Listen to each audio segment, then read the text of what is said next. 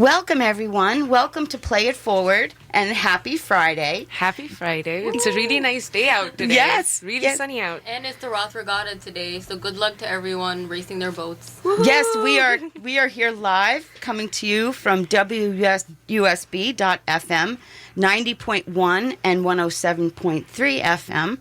My name's Allison, and I'm here with my focus group, my girls, Aisha, Ishra, and Lady Ann. And also a shout out to our friend Chloe.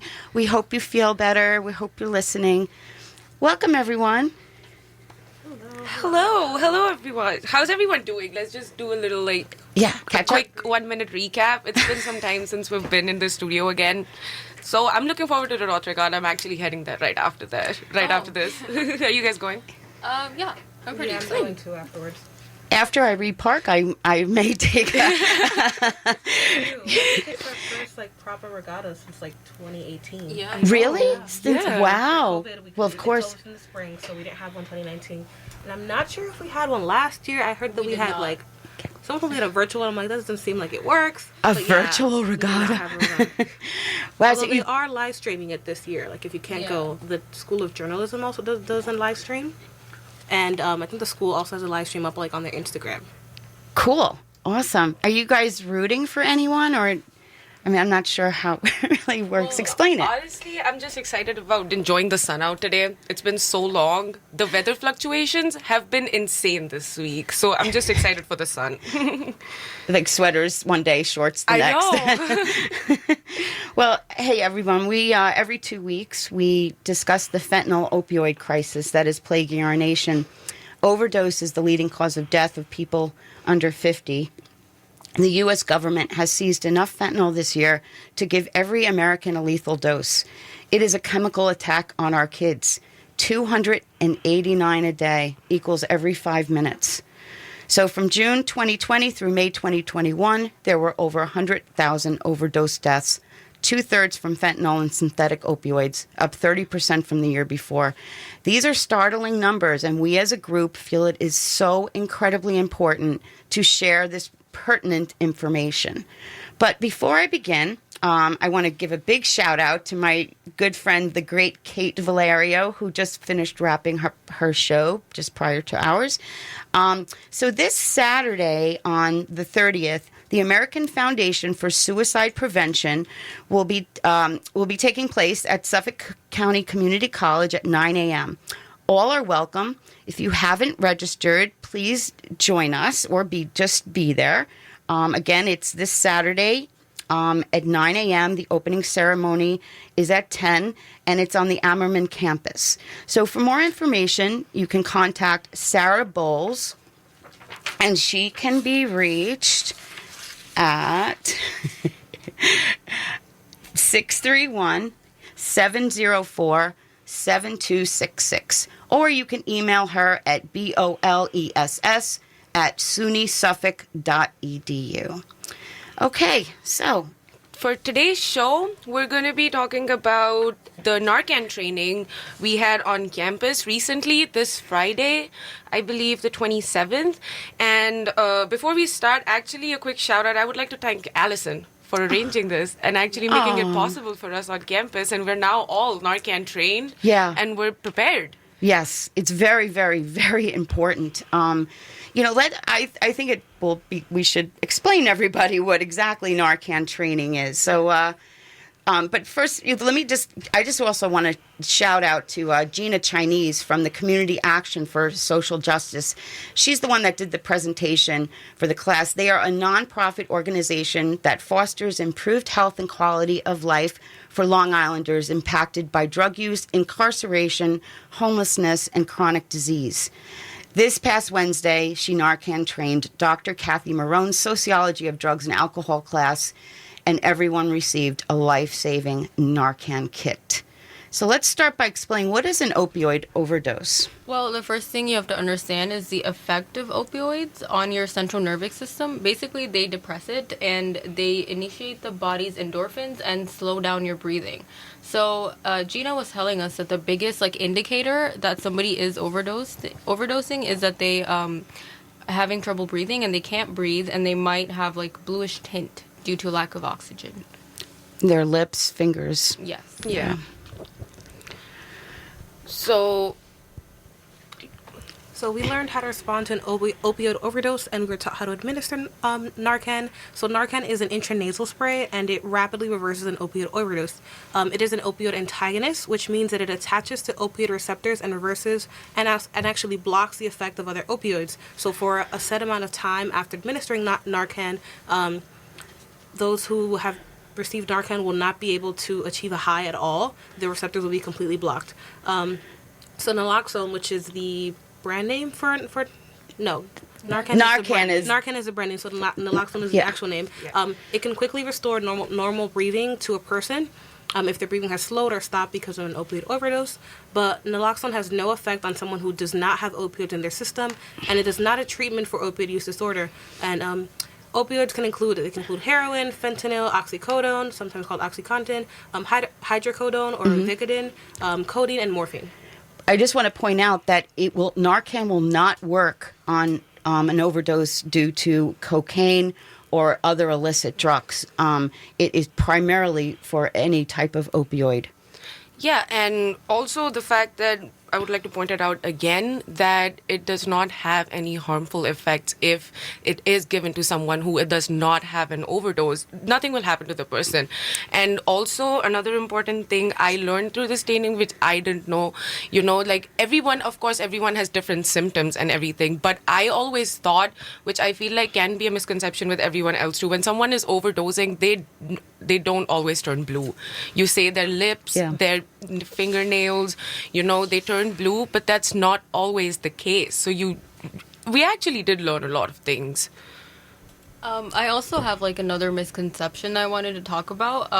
Gina said that a lot of the overdoses on opioids are pills that have been prescribed. So I just wanted to point out that you can overdose on prescription pills too, and Narcan will still work on them. So yeah. Yeah, and we could thank Big Pharma for that, right? That's one of My major gripe. Aisha's passions is tackling Big Pharma. So I just want to mention that while we were distributing the Narcan kits, Dr. Marrone handed over the microphone to me, and I just want to say on behalf of my family, we are so honored that this Narcan training is named after my little brother, Stephen Robert Van Cott. We started this training back in 2019. My little brother, unfortunately, passed of an accidental overdose in 2017. And it's been my mission since to really create more awareness and education regarding overdose and addiction. One of the biggest things I just want to mention, I was in school at the time. And encouraged my sociology professor, Dr. Kathy Marrone, to train our sociology of drugs and alcohol class. And I'm proud to say that since we have trained over at least 500 students, maybe even with this past Wednesday, close to 600. That's amazing. Yeah, and we need to keep on doing that because it's very, very important. And one of the biggest things I really wanted to address the class on my personal story was kindness and compassion. Kindness and compassion for this problem is imperative, in my opinion. These people did not choose this path, and they deserve a chance to get better.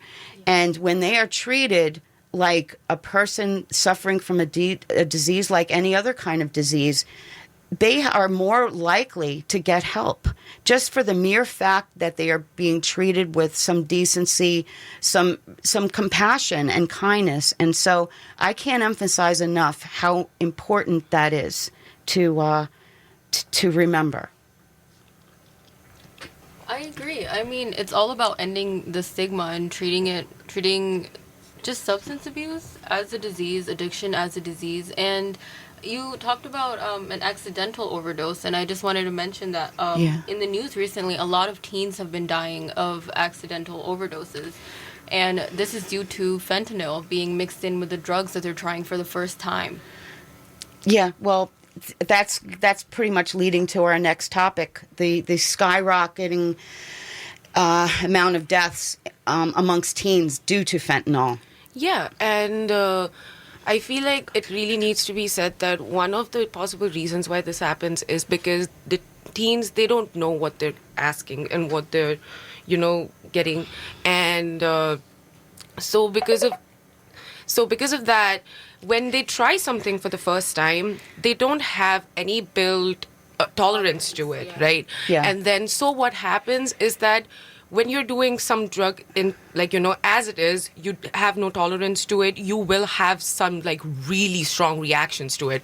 But if anything as dangerous as fentanyl is added to that, you never know how your body can react. And that is the reason why when such a large amount of substance is added to their body and their body is absolutely not used to it, reactions like this do happen. And it's really sad that there is a lack of education for this. And people do need to know that fentanyl is being found in so many of the drugs being, distributed around. And it really, really needs to be taken care of and taken note of. I just wanted to mention at the Narcan training, we also got fentanyl testing strips, which are very important in terms of harm reduction. We can use them to test if a drug has fentanyl or not for safety. Yeah, and that again, as we talked about on our last show, is not encourage. This does not encourage drug use. The reality is, kids are going to do this anyway, and so to have these resources is very, very important. It's part of harm reduction. Definitely, it's not about enabling; it's all about prevention, and that is so important that people realize the difference between the two. So, Lady Ann, why don't you mention some of the statistics that we have discovered recently?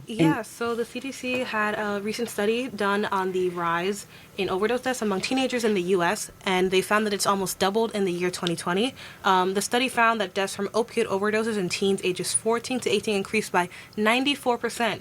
94% between 2019 and 2020, and by an additional 20% between 2020 and 2021. So combined, that is an increase of 114% in a handful of years. And a lot of these overdoses are being found through fake versions of prescription drugs such as Xanax, Percocet, and Vicodin, all these drugs, their strengths fluctuate, and they've also contributed. So Friedman, the person who was leading the study, noted that teens urgently need to be informed about this rising danger. And I agree, teens don't know about fentanyl.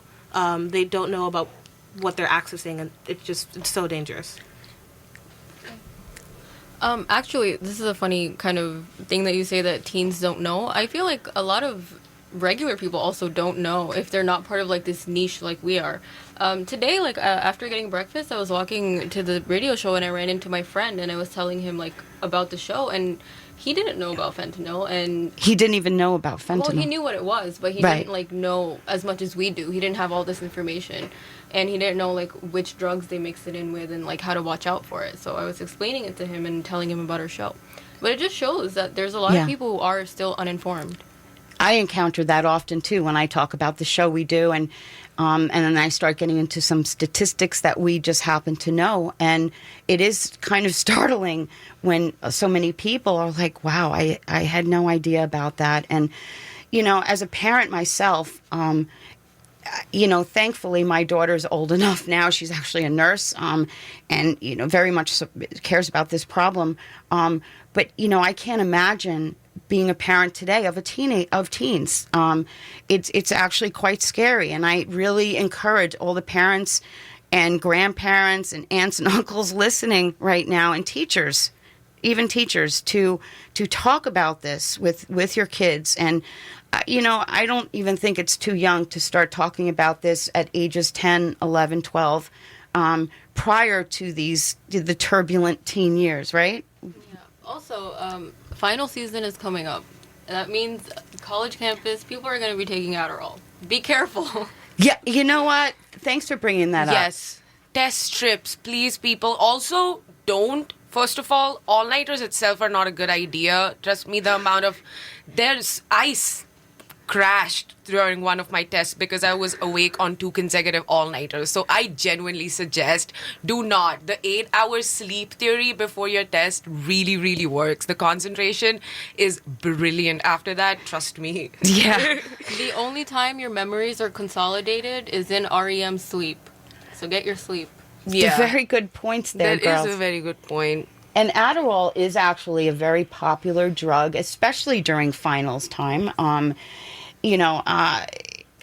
It's very scary to know that fentanyl is being seen much more in drugs like Adderall, which is a popular drug on campus. So thank you for really putting a shout out to your classmates there to be really, really careful and know that you can obtain fentanyl test strips if you do choose to take that super risky behavior. Yeah. And also, I would like to say is that, you know how we were talking about like people not knowing? There's also something I feel like people categorize drugs too according to what like certain conversations that I have had where people are like, oh, if it's something that, you know, requires a syringe that is being injected in your body, then that's a harmful drug. But if it's weed or cocaine or even alcohol, also another thing, alcohol is a depressant. I don't know why it's just considered a normal liquid nowadays. It is not. It's a drug. It is a drug. It is a depressant. And then that's the thing. That's what I was getting at is that cocaine and these pills and, you know, even weed, fentanyl is being found in these things, which is increasing the death rate. So awareness, people need to know things. I completely agree with you. I'm just going to add like a quick thing about like awareness and like the categorization of drugs. One reason that a lot of these like teens are like dying from these pills is because there's like this kind of idea that pills are safer than illicit street drugs. So they think like heroin is like something terrible, but they'll take like a Xanax. But what they don't understand is there's opioids in both. They're essentially the same thing. And that really contributes to teens like trying pills. See, at the end of the day, the conversation always, I feel like, comes to the lack of education. Yeah. The lack of knowledge. And that's the reason why all of this is happening. Because, like, you know, it's avoidable. It is avoidable. It is avoidable. And they urgently need to be informed about this rising danger. You know, accurate information about the risk of drugs needs to be presented in the schools and at the kitchen table. Teens need to know that pills and powders are in the highest risk for overdose, as they are most likely to contain illicit fentanyl. It is also important to note that making sure parents are aware and involved in their child's life to screen them for any mental health struggles. Due to COVID, mental health struggles for teens particularly are on the rise. It's on the rise for everyone. Yeah. It's a very big topic nowadays. Thankfully, it has gotten more awareness due to COVID, but at the same time, we need to keep these things in check because kids that are struggling with their mental health are more likely to experiment and turn to drugs. And so look out for these signs from your children. And also, I feel like the most important thing is the initiation of an open dialogue. Yeah. The creation of that conversation. And, you know, it's something that I feel like there are certain people who like even want to avoid bringing it up with their children because they're like, maybe this will give them the idea. But no, that's not the case. It's so important. If your kid is not bringing it up, then you need to bring it up too. Yeah. It's The children so as young as 10 are going to know about drugs because they're going to hear it at recess, walking on their way home from school. I know that when I was 10, I knew what weed was, even if I had no interest. I knew what it was. I knew who smoked it, you know. Do you think your parents would have been surprised at the age of 10 that you knew that? I think so. 100%. I think a lot of parents want to, like, live in this hope of like, oh, well, my children would never do that. My children would never get involved. But as we've seen with a lot of these recent cases and all this rise in teen death, it could be any child. And it's better just to have that conversation. And children who walk through the world knowing about these things are more protected than they are if you just pretend that none of that exists. If you go along thinking that it's never going to come into your home, then you just leave your child vulnerable to people who, like, prey on that innocence and prey on that There are people who do get, like, I don't know, I don't want to use the word, but there are people who do get a kick out of it. Yeah, and definitely. it's heartbreaking terrible, that this is true. Well, there are some not such great people there in the world, and we do our best to protect our kids. But the scariest part is it's often behind the screen. These people are faceless, right? They go by a handle or a code name, right? Yeah. There's codes for, and that's another thing we talked about a few weeks ago, that parents need to be aware of the lingo that's being used online, and such social media platforms such as Snapchat, which actually is one of the most popular places to get illicit drugs. And I actually was surprised by that fact. And I think it's because part of Snapchat's popularity is that there's a lot of anonymity, right? Yes. With Snapchat, so, there are like things with the application that your information is on the application for like 24 hours, and that goes with like chats and stuff too. So it's the fact of like, and also like other than that, social media, parents need to keep an eye on that, and it's so important because with new technology, with new things coming up, people are finding new ways. These are different ways of like, getting things done. So open eyes. Yeah. Just like one more thing about social media is like there's so much like drug paraphernalia out there. It makes it look like you're gonna have like the most fun in your life if you like do this drug. Like it's way too glorified, I feel like, too. Also in pop culture. Yeah. Well, we're going to continue this conversation, and I want to thank everyone tremendously for everyone that supports this cause and understands how important it is to not only look out for each other, but also let's emphasize if anyone is dealing with addiction, it's very important to know the resources available to you. Here's a resource that Lady Ann's going to let you know about. So this is the SAMHSA's national helpline. The phone number for this helpline is 1-800-662-HELP. Once again, that's 1-800-662-HELP. This also is a free 24-hour day, 365-day-a-year information service line.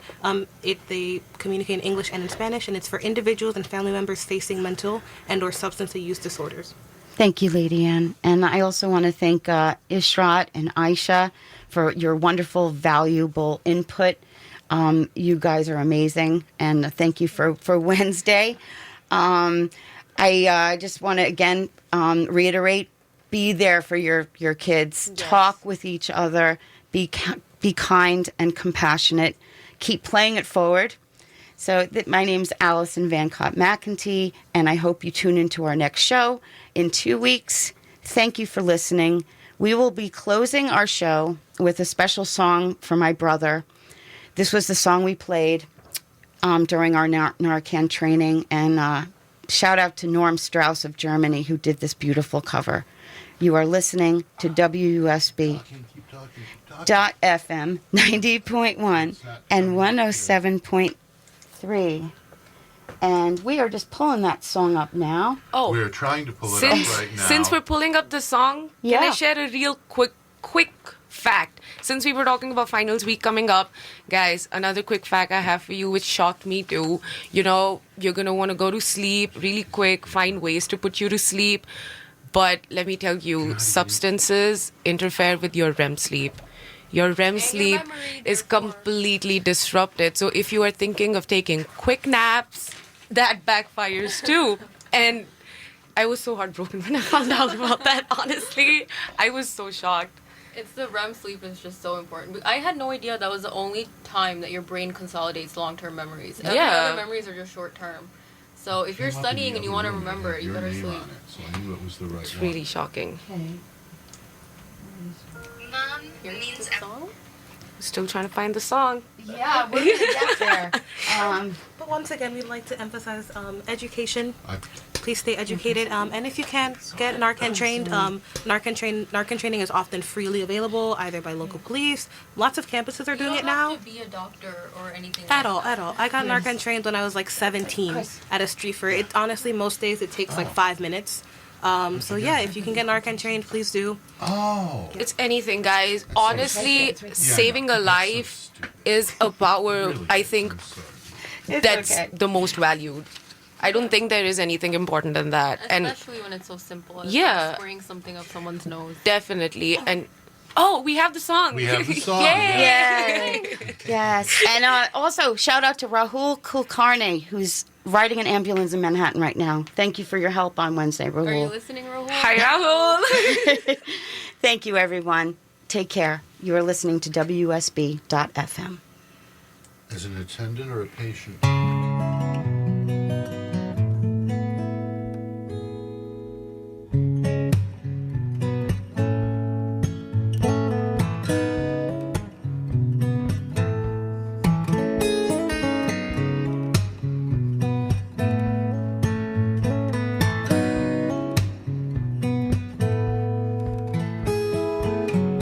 Once I rose above the noise and confusion, just to get a glimpse beyond this illusion. I was soaring ever higher, but I flew too high. Though my eyes could see, I still was a blind man. Though my mind could think, I still was a madman. I hear the voices when I'm dreaming. I can hear them say, carry on my wayward son. There'll be peace when you are done. Lay your weary head to rest. Don't you cry no more.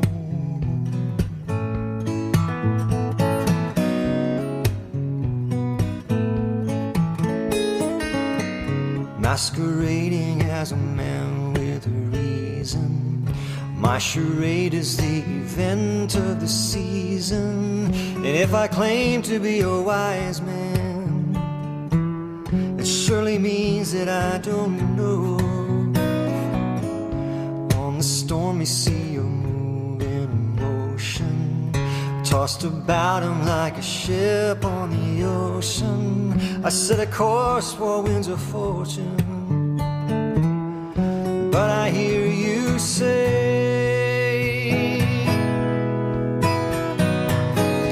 carry on my wayward son.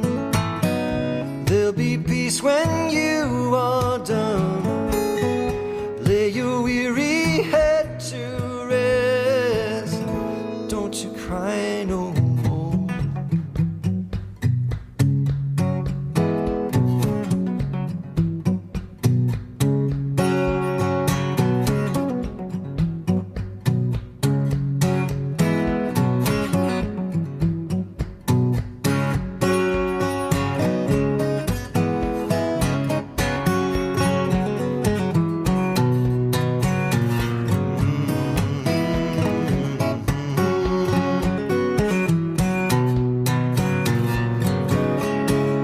You will always remember, nothing equals the splendor. Now your life's no longer empty.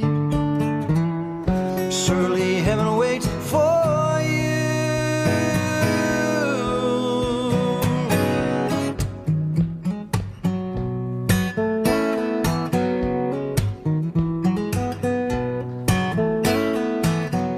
Carry on my wayward son. There'll be peace when you are